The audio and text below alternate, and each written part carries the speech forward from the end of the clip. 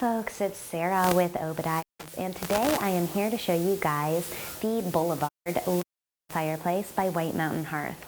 The model shown behind me is going to be the 48, which is also available in a see-through model as well. The single-sided unit will be available in a 36-inch model, a 48-inch model, a model, and a 72-inch model. So basically this fireplace will fit any variety of sizes or needs that you could possibly have. I really like the interior lining, which is called, I believe, rustic corrugated, and it looks pretty cool. I haven't really seen that option with any other brand of fireplace. So I do like that. You do have a variety of options available for the interior firebox as well. This is shown with the log set and the river rocks, and as well as the white glass located in the bottom of the burner. But this can be changed to your liking to be either more contemporary or more on what your customer is looking for.